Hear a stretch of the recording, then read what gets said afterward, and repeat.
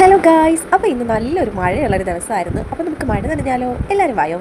ഇതൊരു ഉച്ച ടൈമായിരുന്നു. ഞങ്ങൾ 3 പേര് റൂമിലായിരുന്നു. നൈനും ഉറങ്ങിയതിന് ശേഷമാണ് മഴ പെയ്തത്. പിന്നെ ഞാനും അയാനും അങ്ങ് പുറത്ത് ചാടി. ഇതുവരെയുള്ള എല്ലാ മഴയും ഞങ്ങൾ 3 പേരും നല്ലതുപോലെ നനഞ്ഞിട്ടുണ്ട്. ഇതുവരെയും മഴ നനഞ്ഞെന്ന് വെച്ചിട്ട് അൽഹംദുലില്ലാ 2 പേർക്കും വലിയ പ്രശ്നമൊന്നും വന്നിട്ടില്ല. വലിയ പ്രശ്നമല്ല, ഇതുവരെയും മഴ നനഞ്ഞെന്ന് വെച്ചിട്ട് ജലദോഷമോ പനിയോ ഒന്നും വന്നിട്ടില്ല. എങ്ങനെ വരാനാണ്? എൻ്റെ അല്ലേ പിള്ളേർ. എനിക്ക് മഴ നനയാൻ ഒരുപാട് ഇഷ്ടമാണ്. അവർക്ക് 2 പേർക്കും 1 വയസ്സായതിന് ശേഷം പിന്നീട് അങ്ങോട്ടുള്ള എല്ലാ മഴയും ഞാൻ നനയുമെങ്കിൽ അവർ 2 പേരും നനഞ്ഞിട്ടുണ്ട്. ആദ്യമൊക്കെ കാണുമ്പോൾ എല്ലാവരും വഴക്ക് പറയുമായിരുന്നെങ്കിലും പിന്നെ അത് കണ്ട് കണ്ട് എല്ലാവർക്കും ശീലമായി. മഴ നനഞ്ഞ് ഇവർക്കും ശീലമായി. എൻ്റെയൊക്കെ കുഞ്ഞിലെ ഞാൻ മഴ നനയാറൊക്കെ പേടിച്ചിട്ടാണ്.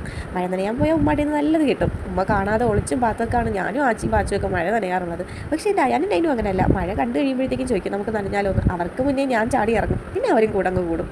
മഴ പെയ്ത് കഴിഞ്ഞാൽ ഞങ്ങൾ 3 പേരും പുറത്ത് ചാടും. പുറത്ത് ചാടിയിട്ട് ഞങ്ങളെ വീട് റോഡിൻ്റെ ഫസ്റ്റാണ്. ആ റോഡ് തൊട്ട് ലാസ്റ്റ് എൻഡ് വരെയും ഞങ്ങൾ പോകും.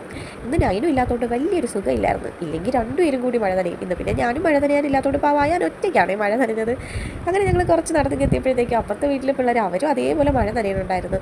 ഞാൻ മഴ നനയാത്തതുകൊണ്ട് തന്നെ നമുക്ക് തിരിച്ച് വീട്ടിൽ പോകാമെന്ന് പറഞ്ഞിട്ട് ആര് കേൾക്കാൻ, അവർ മഴ അത്രയും നനഞ്ഞു. മഴ തീർന്നിട്ട് പോകാമെന്ന് വെച്ചിട്ട് നിൽക്കുകയായിരുന്നേ. ഇവിടുന്ന് കുറച്ച് താഴോട്ട് പോകുമ്പോഴോ അവിടെ ആ സൈഡിലായിട്ടൊരു വീടുണ്ടേ. ആ വീട്ടിലാണ് ഞങ്ങൾ പണ്ട് താമസിച്ചിരുന്നത്. ആ വീട്ടിൽ താമസിച്ചിരുന്ന സമയത്ത് ഞങ്ങൾ 3 പേരും മഴ പെയ്താൽ ഇതേപോലെ നനയാൻ നിൽക്കുമായിരുന്നു. അന്നൊക്കെ പിന്നെ ഉമ്മ പുറത്തൊക്കെ പോകുന്ന ടൈമിലായിരിക്കും മഴ പെയ്യുന്നത്. പിന്നെ ഞങ്ങൾ 3 പേരും തോട്ടിലൊക്കെ പോകും. അങ്ങനെ മഴയൊക്കെ കഴിഞ്ഞ് കുളിച്ച് ഫ്രഷായി സാറിന് തോട് കാണണം എന്ന് പറഞ്ഞ് പോയതാണ്. എന്നും ഇത്ര കാണാൻ വേണ്ടിയിട്ട് എന്തോന്നിരിക്കുന്നു എന്ന് ഇവിടെ അടുത്തുള്ളവരൊക്കെ ചോദിക്കും. കാണാൻ വേണ്ടി പ്രത്യേകിച്ചൊന്നുമില്ല. പക്ഷേ ഞാനും അവനും ഇടയ്ക്കിടയ്ക്ക് ഇതേപോലെ വന്ന് കാണാറുണ്ട്. കുറേ നാളിന് ശേഷമാണ് ഇപ്പോൾ പിന്നെയും ഇടയ്ക്കിടയ്ക്ക് പോയി തുടങ്ങിയത്. ആദ്യമൊക്കെ പോകുമായിരുന്നു, പിന്നെ അങ്ങ് സ്റ്റോപ്പ് ആക്കിയതാണ്. ഇപ്പോൾ പിന്നെയും തുടങ്ങി. പിന്നെ ചെറിയൊരു ചെടി മോഷണമുണ്ട്. മോഷണമല്ല കേട്ടോ, അത് ഞാൻ വെറുതെ തമാശയ്ക്ക് പറഞ്ഞതാണ്. എല്ലാ വീട്ടിൽ നിന്നും ചെടിയും മേടിച്ച് വീട്ടിൽ പോകും. അതൊരു രസമല്ലേ. പിന്നെ ഇടയ്ക്കിടയ്ക്ക് ഇങ്ങനെ വരാനും തോന്നും. ഒരു വൈബാണ്. നേരത്തെ കാണിച്ച ആ ഒരു കുഞ്ഞു വീട്ടിലാണ് പണ്ട് ഞാനും ആസഫും ഫാരിസും ഒക്കെ താമസിച്ചിരുന്നത്. ഒരു 3-4 വർഷം അടുപ്പിച്ച് ഞങ്ങൾ ആ വീട്ടിലായിരുന്ന സമയത്ത് അത്രയും ഞങ്ങൾ ഡെയിലി തോട്ടിൽ വരുമായിരുന്നു. തോട്ടിൽ വരുന്നതിന് ഉമ്മാടെ നിന്ന് അടി വരെ കിട്ടിയിട്ടുണ്ട്. എങ്കിലും ഞങ്ങൾ തോട്ടിൽ വരും.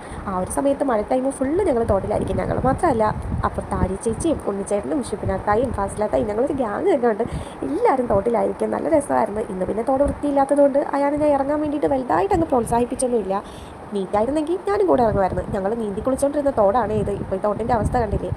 അങ്ങനെ തോടൊക്കെ കണ്ടിട്ട് ഞങ്ങൾ വീട്ടിൽ പോയി. ബായ്.